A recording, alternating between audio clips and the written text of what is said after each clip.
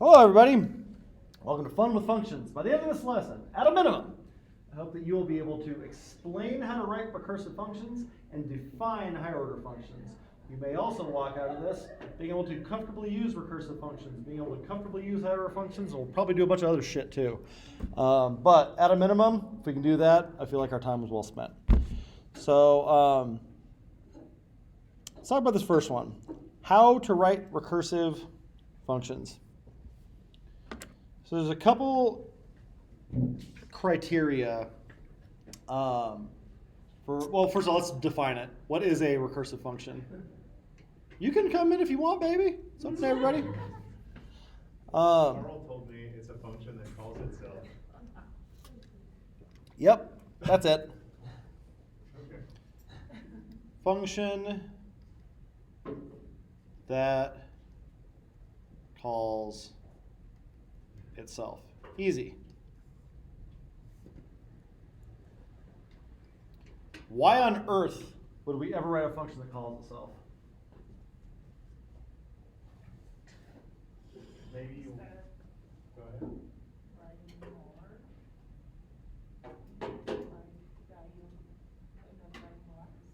End up writing less. That's true. Maybe you want to take its return value and iterate over it or something like that. Iterate. I like that. So we can think of this as if any problem that can be broken into smaller problems that look the same, that's a good case for, so like decomposed problems that look the same. For example, if I have a tree, especially a binary tree. Binary tree is something that only has 2 children allowed, or 1, or none.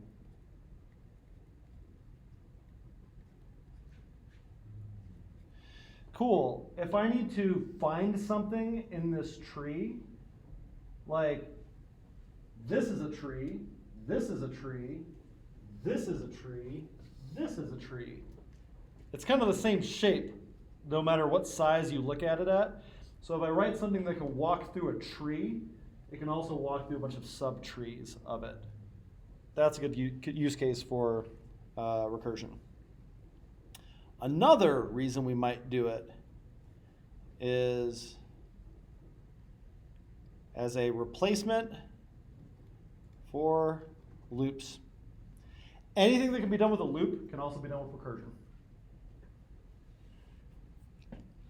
In fact, in functional languages, like Haskell, a couple others, there aren't loops.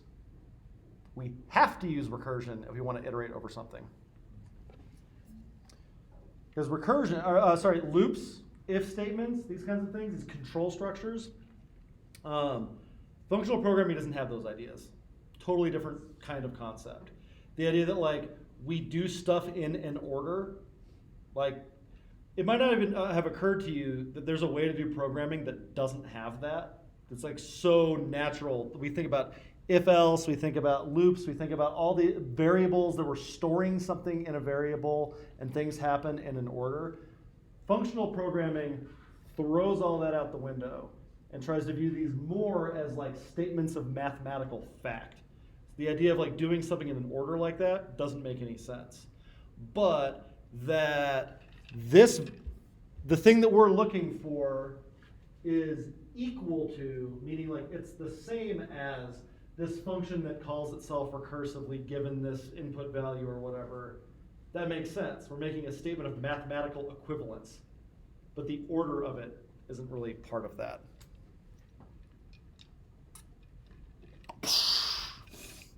So if all you remember from that is anything you can do with a loop, you can do with a recursive function, it's okay. So some things that are important to us with recursive functions. Every single function has to have a thing called a base case. The base case is how this doesn't just go on forever. Because you have a function that calls itself, which calls itself, which calls itself. That could go indefinitely, right? So we need something that makes it stop. Some condition that when this is met, we're not recursing anymore. Related to that, we need something that changes every time.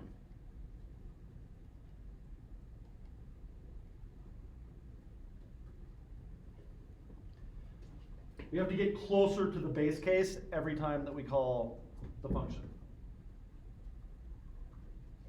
And then last, we need an initial state.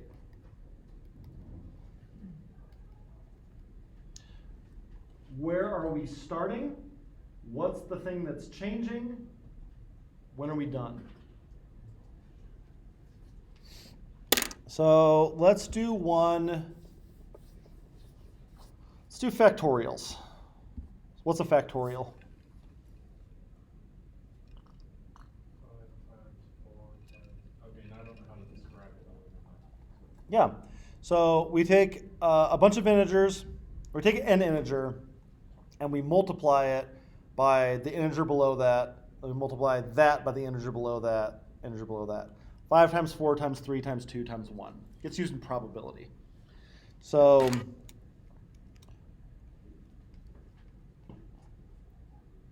I'll write it out in code.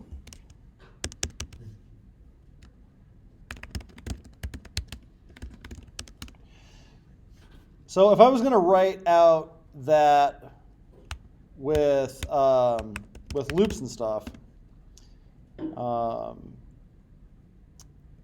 get factorial.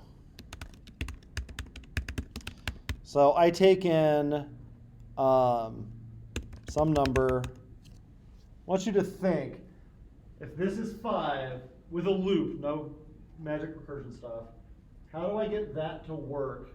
5 times 4 times 3 times 2 times 1. What would that loop look like? Think to yourself.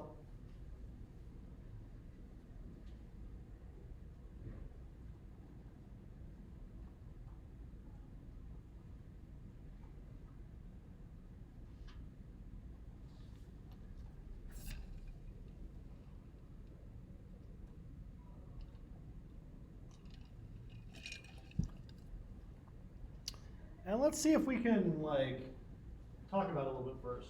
3, 3, 3, and then you 2. Go.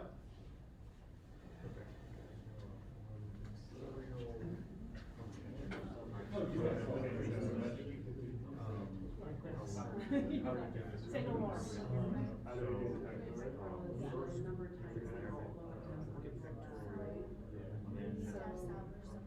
I guess we're going to be writing this just like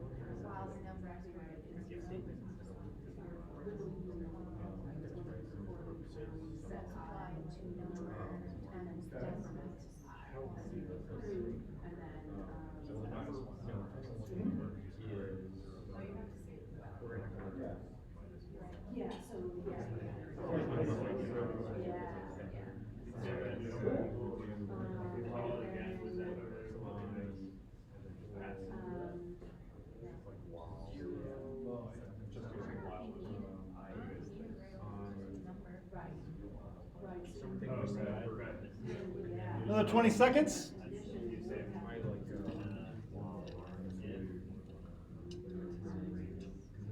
Whenever you call that function, pass it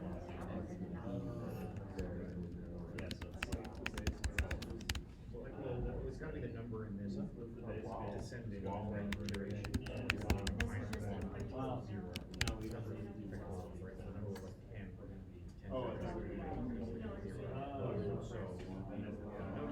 All right, all back together. Help me figure this out. Where should I start?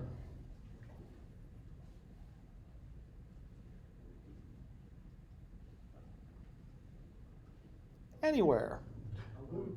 A loop? Okay, while loop or for loop? While? I like that. You could.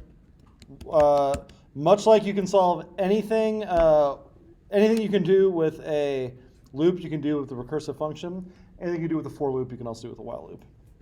All right, so I have a while. What's my while? While number is greater than 1. Okay? What do I do in here?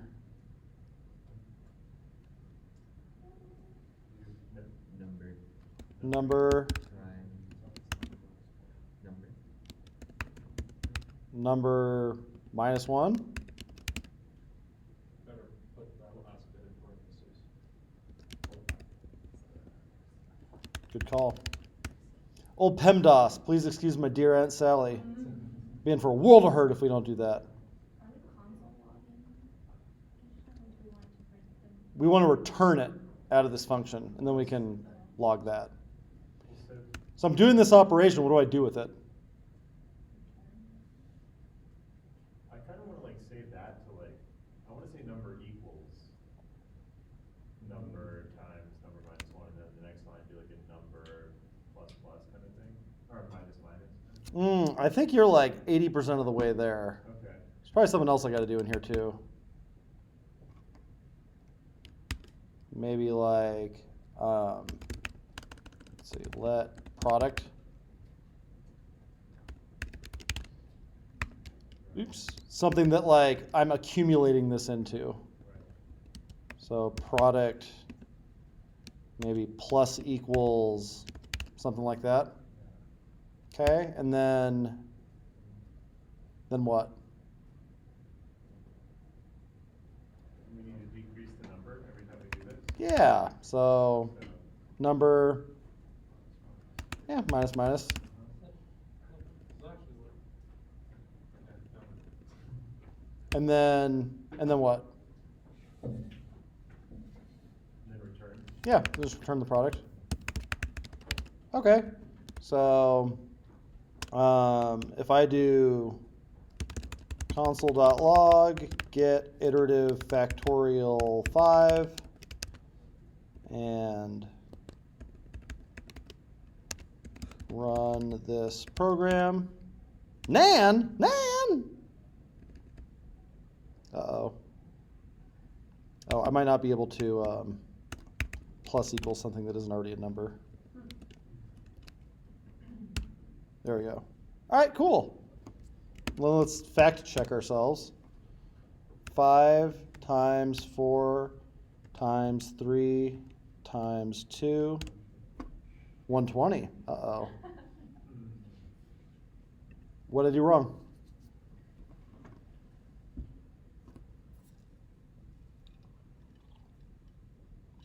Could it be that minus 1? Maybe. So, whiteboarding problem.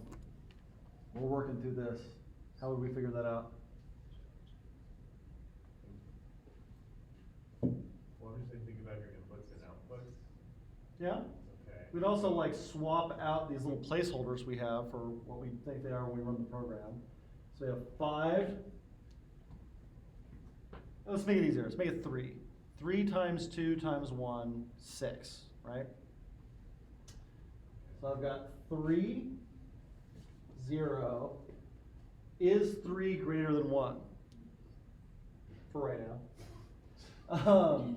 0 plus equals 3 times 2. Okay? Oh. So this ends up being 6. Now that's 6. And this becomes 2. Is 2 greater than 1? As far as I know. 6 plus equals 2 times 1. So we should have 8 there. And then that becomes 1. Is 1 greater than 1? No, it's not. So we'd expect that to be 8. Should it be greater than or equal? Well, let's see. We do that right? We got 8. Unfortunately, 8 is not 3 factorial.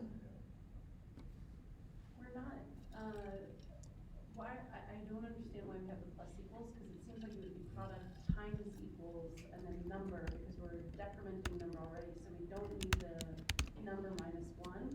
And then in addition to that, for the product to be, we can't set the product equal to zero because we're multiplying and we'll always get zero, so we need to set that at one. And then we have to get rid of 12. number times number minus one, so we have to just put number there. Okay. Hey, award her honorary doctorate in math. All right, so that's why we pay her the big bucks. So, all right, this works now. And if I make that 5, sick. I wonder how high I can go. So this gets computationally intense very quickly. So if I make I wonder when this will like crash my computer. Do 20. All right. The highest I've ever been able to get a calculator to do is like 42 or so. All right. 50. What? 90. What? Dope. Okay. They say JavaScript is well done. All right, so that's our iterative factorial. Now, let's see how we could write this recursively.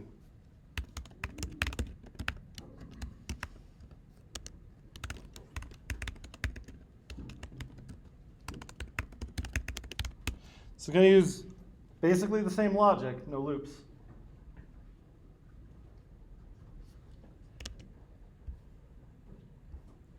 Initial state, something that changes, base case. Start with the base case. When are we done? When we get down to 1. So if number is 1, return number. Cool, that's our base case. Now, our initial state, 5 or whatever, we need to get closer to 1 every time.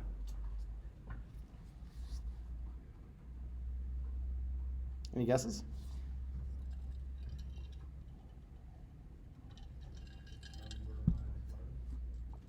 Number minus minus is probably going to be part of this. So we know that this has to be in here somewhere because I already told you it's a recursive thing. So get recursive factorial. Something needs to change. So I'm probably, you can do something like that. Decrement the number and then call it with that. But I need a return value. Like it needs to actually accumulate this somehow. How do I do it?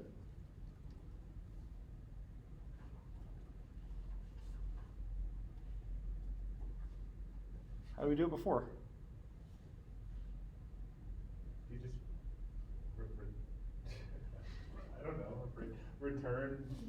Okay, so if I return it this way, Yeah. what am I going to get? Always.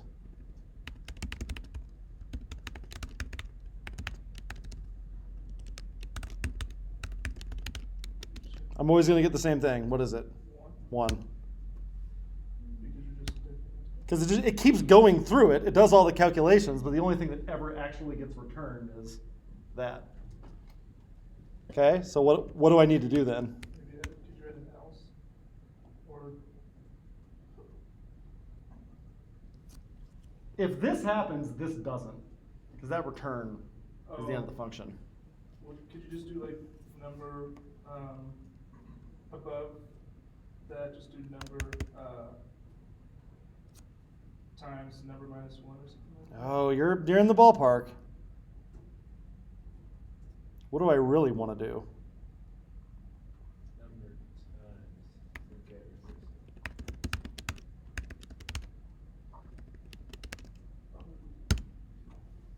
Ta-da. That's a recursive function. If you think about this,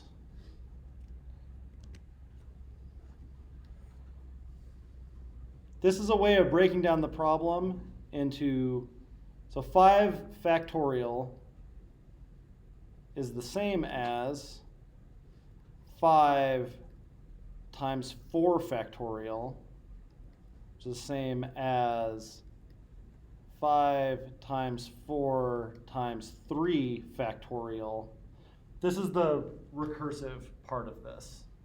It's just doing that all the way down.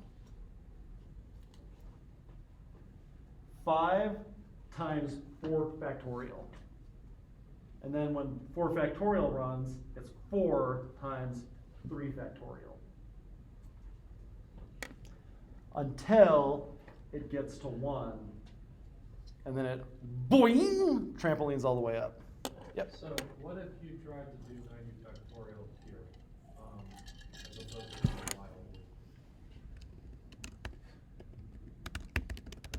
wild? This might, actually, I'm going to go smaller than this because it might explode my computer. Okay, good. All right. All right. All right, well, Can I piss you off? Infinity. Well, I hit the top of the number boundary on. But at some point, this will light somebody's computer on fire.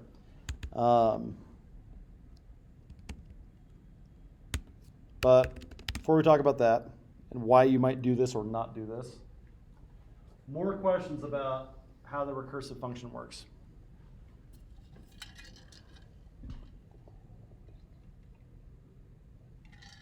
I guess that was my question. Mhm. I don't know if I'm, like, you're trying to steer away from this, but it's, like, that definitely seems memory intensive.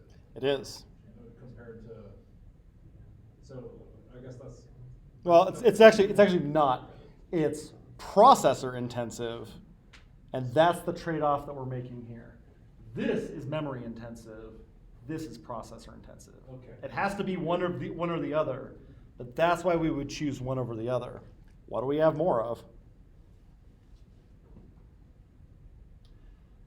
So let's talk more about that. Why we would do this or not do this. The main reason that we would do this is because we're in a job interview and they asked us to.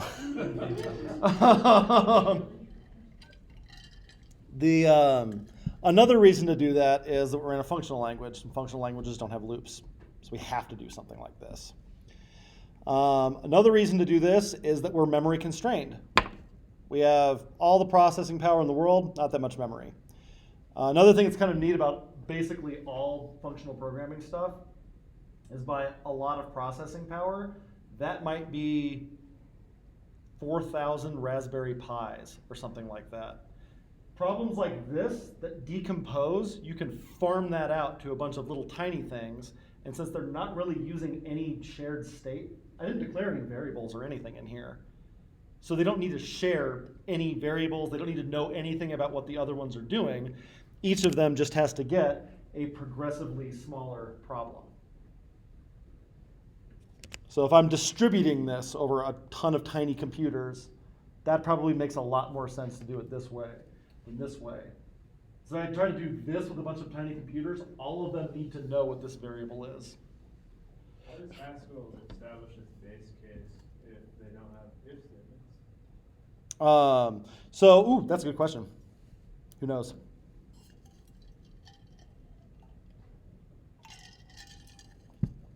So if you don't have an if statement, use an if function. If you've ever done any programming in Excel or Google Sheets before, that way. We call if. The first thing is the condition we're testing. The second thing is the function we want to call if it's true. The other one is the function we want to call if it's false. So this isn't valid JavaScript, but it would be something like if number equals 1,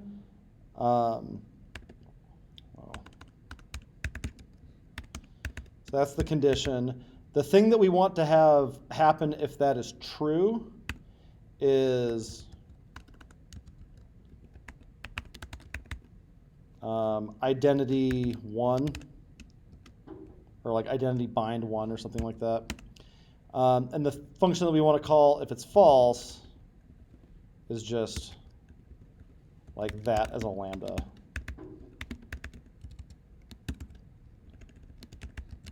But this isn't a control statement anymore, it's a function that takes 3 arguments.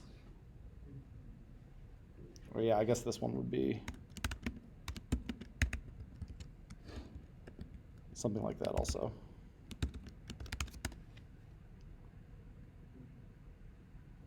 And then you can return things like that, so you'd return it that way. So in functional land, it would probably look more like this.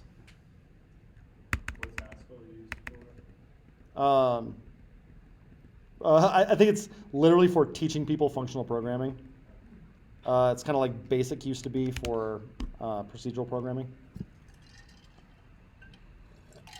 But more broadly, very light on memory, very heavy on processor power, opposite. That's pretty much true of all functional stuff. Functional stuff is super processor intensive, not very heavy on memory. We can also do some kind of neat things that are beyond the scope of this program of ours, but if I'm just making statements of mathematical fact, when I say things are equal, if I say that 5 factorial is this all the way down, I know what 5 factorial is. 5 factorial equals 120. Awesome. I only need to do that calculation once. Because the next time I do that, I can go, yeah, I already calculated that once, it's 120. You can keep a memory of the results of all your function calls. And in functional programming, these are statements of fact. So there's no other state, there's no other thing that could be impacting that calculation. It's a fact. 5 factorial is 120. So the first time I call this, it calculates it. The second time I call it, I look it up. Because the same function call with the same value should always return the same thing. So if I calculate 5 factorial, and then I calculate 20 factorial later, I only got some calculation to do until we get to here. And then it's, I know that one. So we can there are some problems that lend themselves to being progressively solved like that. That can start to up the memory substantially. But now we're not doing as much processor. It's a wild world out there. And if you're thinking to yourself, wow, I was kind of following along with this one, but this seems an awful lot like math. Functional programming is the branch of programming that's largely derived from mathematics. It's having a computer do math for you, basically. Versus this, which is currently called structured programming, procedural programming, the von Neumann style. But this is telling the computer steps to take in order. This is saying a mathematical expression of the thing that I want, and you figure it out, computer. Yep, Jared. What really sets the two apart from, is there a keyword or something I'm missing in the second function that claims as a functional function? So it's the fact that it doesn't have a loop, no variables, and that it's calling itself. Okay, so the case and then Base case, that's what. thing that's changing, initial state.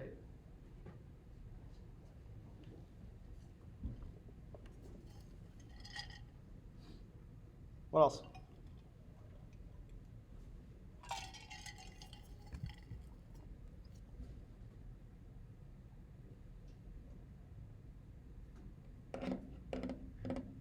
What's code recursion? No. Can't do that in JavaScript. I don't imagine so. Co-recursion is like a distributed computing thing. Asshole. I'm kidding. Cool, what else?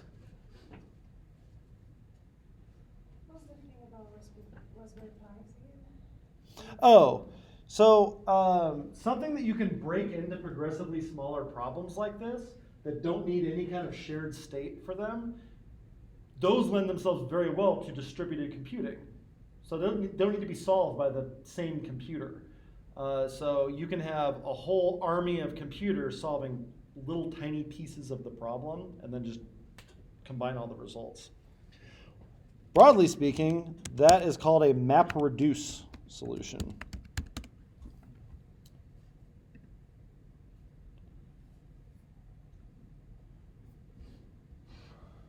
So,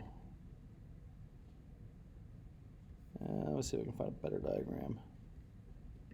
I kind of don't like this one.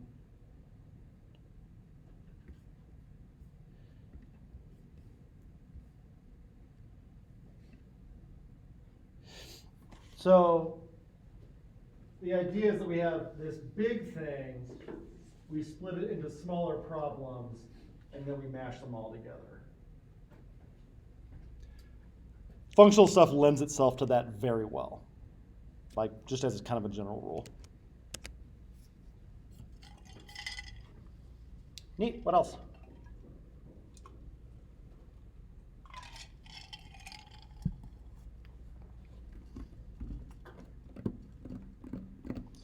Neat. So goal of this part of the lesson was to explain how to write recursive functions. How do we write recursive functions? Establish a base case. Something that changes every time. Yep.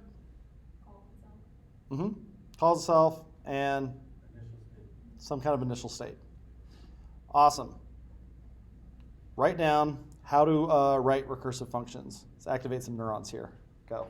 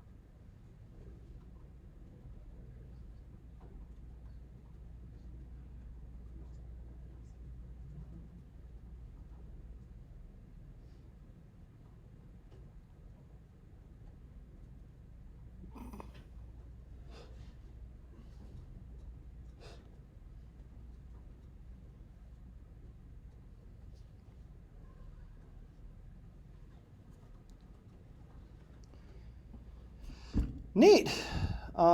If you would like me to take a look at your answer, feel free to Slack it to me. Elsewise, let's move on to higher order functions. HOFs. Who happens to know what a higher order function is?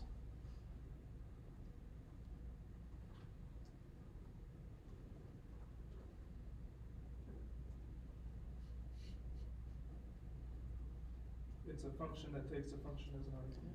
That's one of them. So, takes a function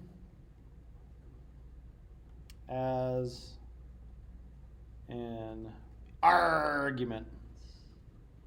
And I guess it can return it as well. Hey, there we go.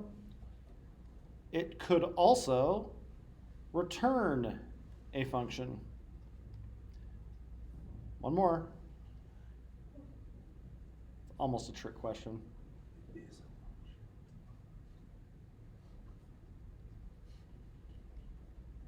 Both of them. Higher order function is something that takes a function as an argument, or returns a function, or both at the same time. Give me some examples of stuff that we do that takes functions as arguments. We do it all the time, all over the place.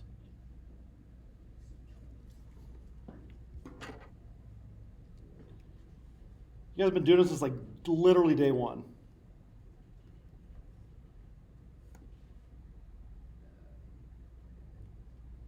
What was that? Oh, I don't know if this is right, but like an event Event. listen. Yes. So we say add event listener on this string, and then we give it a function as an argument, right? So we'll call those event handlers.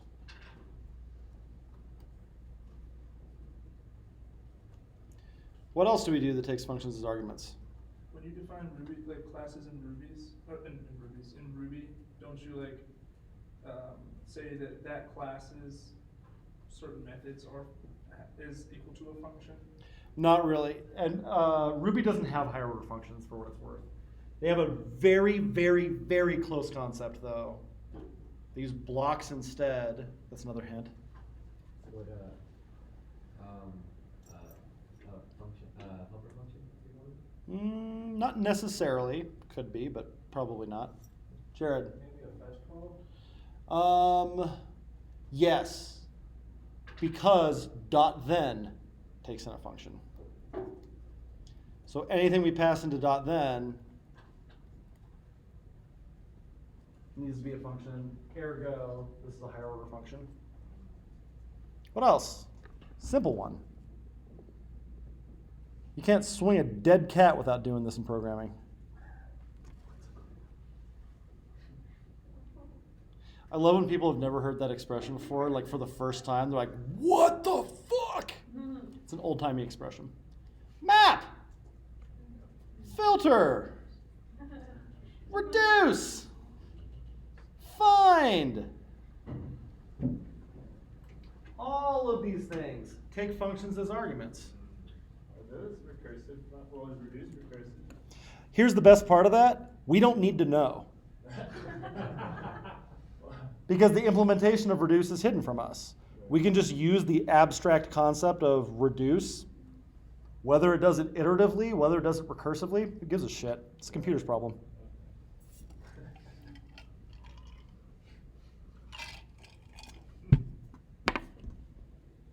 Is async and await higher order function? No. Async and await is the opposite of this. Dot thens, those like then chains, async and await is the opposite of that.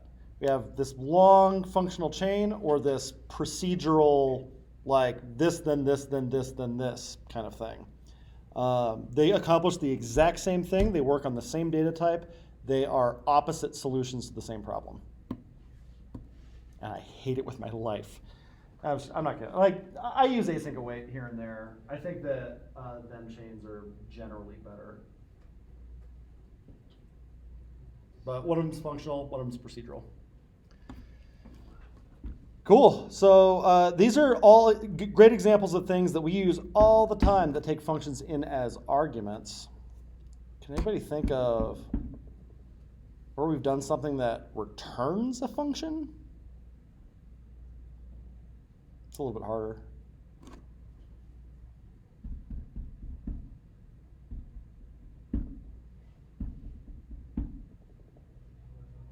I don't know if this is right or not, but like if I have a function that I'm passing a string and I want to return that, like let's say I pass it a string of the number 4, Okay.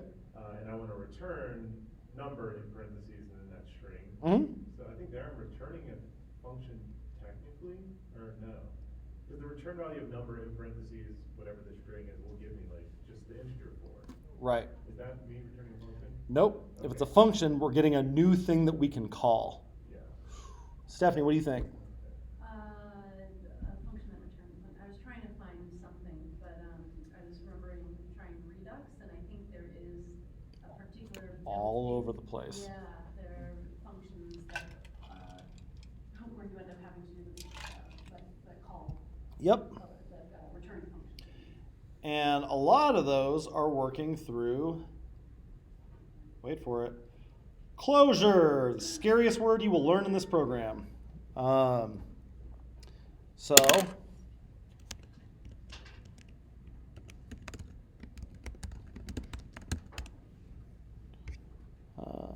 Some asshole wrote an explanation of closures once.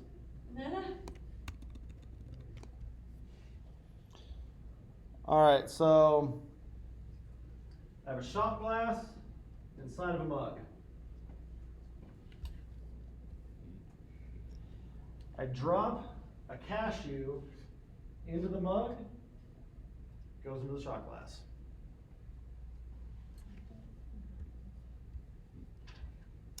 If I pour out the mug, I get the shot glass, and it has the cashew inside of it.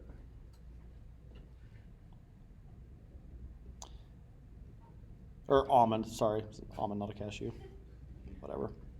Then, I can even add more nuts to this shot glass. Remember, it got that first nut, I put it into the big mug, poured out the mug, got the shot glass, has 2 different kinds of nuts in it now. And now I can pour out the shot glass and have the thing that was initially passing into the mug. The shot glass got the cashew as an argument and the almond through closure. Another metaphor. Is there a backpack in here? Can I borrow this? Perfect. Thank you. And then I need, let's see, I'll take a whiteboard. Does everybody have something that's like folder-like? Perfect. All right. So, this bag has the folder in it. I'm going to put this into the folder. I'm only putting it into the backpack though. It ends up going through the folder through the backpack. And then I take the folder out. And I still have the thing that I passed into the backpack. That's a closure. Outer function, inner function. I pass in an argument to the outer function. The inner function sees it. I call the outer function, and it returns this function. And when I call this function, I have the thing that I originally passed into the backpack. Let's take a look at this in code. Is the thing an argument to the outer function? Yes. What's an example of when you would use that? We'll get there. So, let's see. Let's say we have a user object, that's this guy, and a list of Pokemon, right here. We want to filter this list of Pokemon so I only have the user's favorites. So I call it Pokemon list dot filter, and then for this Pokemon, I'm checking to see if user, their favorites include Pokemon. I am accessing user through closure. We do this all the time. This is one scope, the green circle is one scope, the blue square is a different scope. The reason that I can see this, even though this was declared in this outer scope, is I'm accessing it through closure.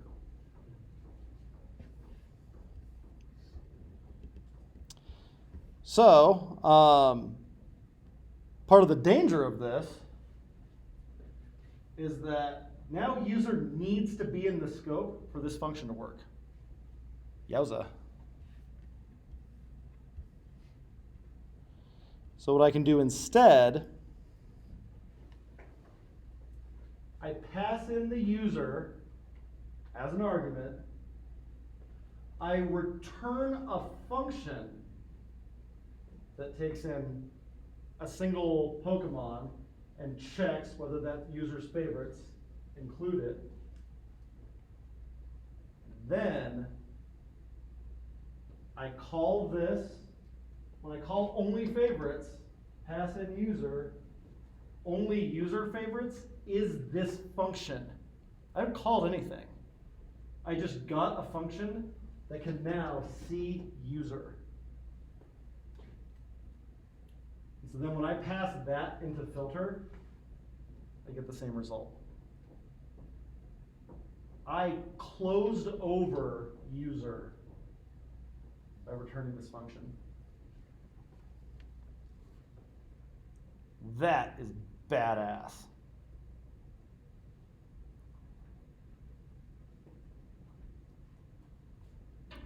This is a function that returns a function. Ultimately, all I want is this. I did it right above this. No problem. The problem is that this function doesn't work if this variable isn't declared like right outside of it. It's not all that reusable, actually. The way I can get around that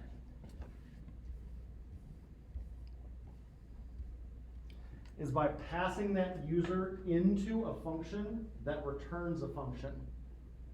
This inner function will always be able to see this. Even when I'm using it out here, it closed over that.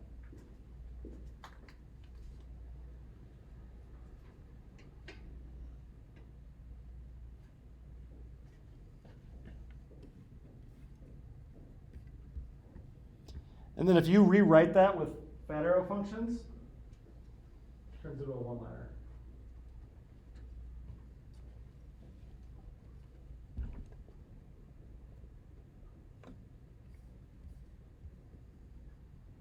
Let's just stare at this for a while. It's a heavy concept. Like I said, this is probably like the most academically gnarly thing that we're going to cover in the program. This is crazy handy in React, though. Worth learning. I haven't touched React yet, but why is it so handy in React? Because sometimes we call filter, map, something like that, and we need more than just the one item that's being iterated over. Sometimes we need two things. Like, cool, I have the list of Pokemon, but I need to compare them against the user's favorites. Shut up.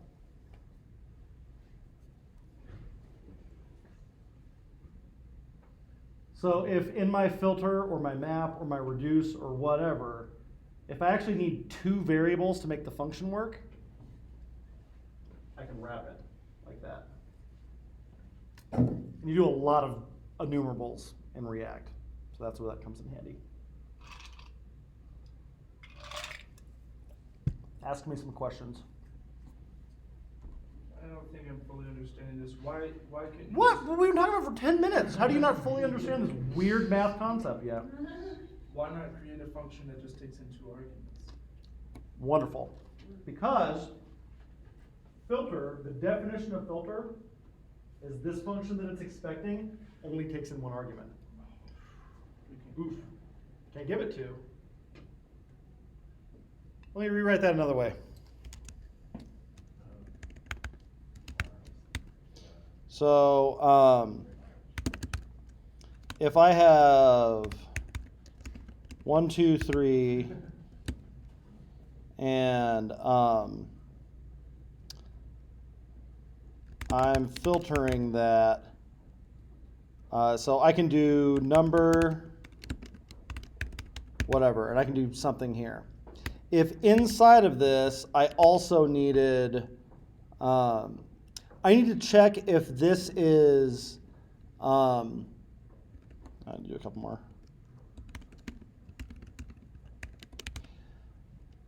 I need to make sure that it is both more than 3 and even.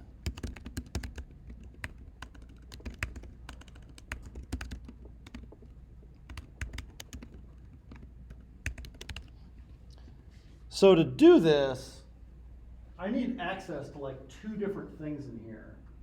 I got one of them, but I also like need that even numbers list. Shit. So I can access it this way just fine, but that's not portable. Now I need to keep this extra variable around with me every time I try to do this. Gross. So what I can do instead is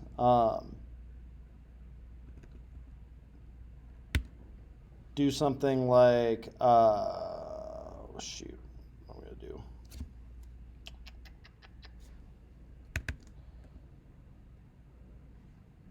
I need to make this a function that gets returned from something that can see even numbers. So I'm going to take that out and make this its own standalone thing. And it could be something like function get number bigger than 3 and even.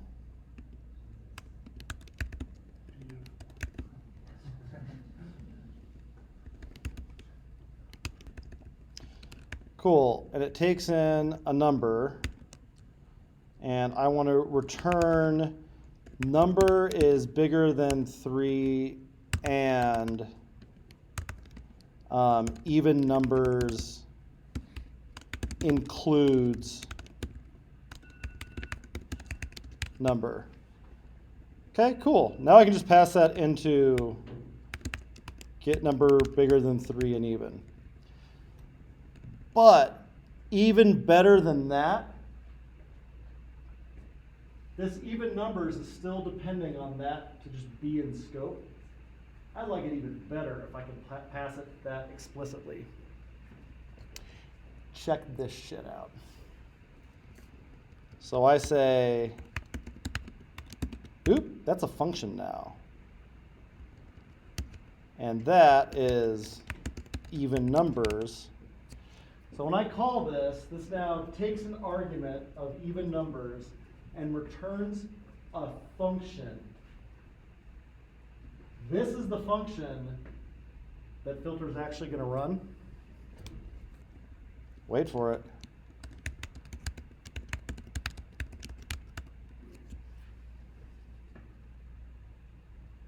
Filter requires a function. This is a function.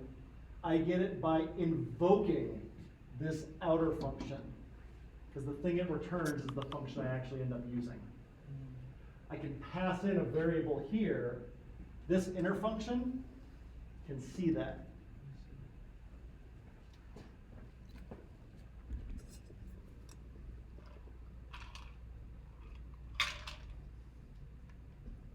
Fucking cool. Essentially just like a function bag that you keep certain things in. Yes, that's exactly what it is. It's a function bag.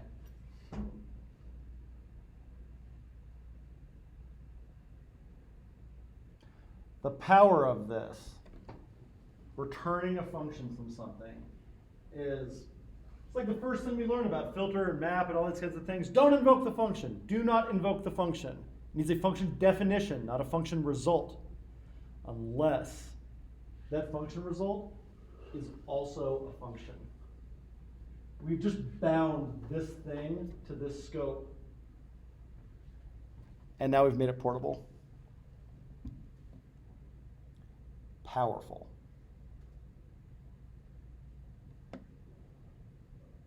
You will get asked, what is a closure in an interview someday? Wait, I'm confused. Mm-hmm. Okay, so like. What? But I explained it perfectly. So, I thought you were saying before you like refactored this that like the disadvantage of, I don't know, before you refactored it was you had to keep this const of even numbers around. Uh-huh. But aren't you still having to keep it around right now? Not really. So, But won't it not work if that line 5 doesn't exist anymore? but check this shit out. Let's say this is from some other file. Actually, let's do it the other way around. Let's say that this function comes from another file. Coolmath.js. So it's no longer in the same file. It can't see this anymore, but I do have this function definition. I can still use it here. Couldn't do that if, well, coulda, woulda, shoulda. Let's give it a shot. Touch coolmath.js. Coolmath. All right, I'm going to move this function over here. And we are going to module.exports that. And then I'm going to say const get number bigger than 3 and even equals require cool math. Cool. This still works.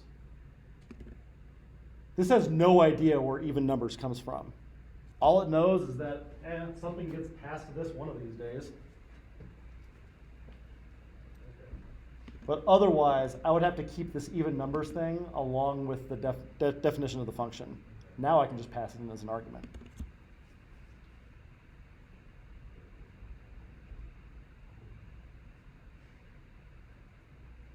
And that helps us separate out the calculations we want to do, the behavior, the logic. There's not other than the 3, which I hard-coded, everything else is a variable. I'm describing the operation completely separate from the data that it operates on. That's the goal of functional programming.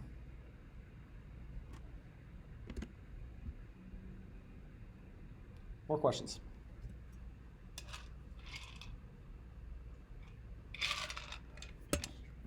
Everybody's brain hurt yet? Oh, you want more, huh? That's what I'm hearing. I'm kidding. I'm not going to give you any more. This is I'll say it again, probably the most academically tough thing in the program. We're not going to walk out of this room super confident with this yet. But hopefully, we can walk out of this room able to define higher order functions. Who can give me a definition of higher order function?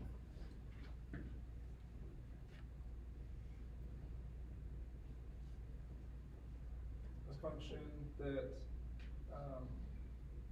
takes in a function as an argument. 1, Returns a function. 2, Or does both. 3. If all you're walking out with is explaining how to write recursive functions, which was, how do we do that? Important things? As a Base case. Something that changes every time. Something changes, Initial state. initial state, calls itself, these kinds of things. Cool. That's how we write recursive functions.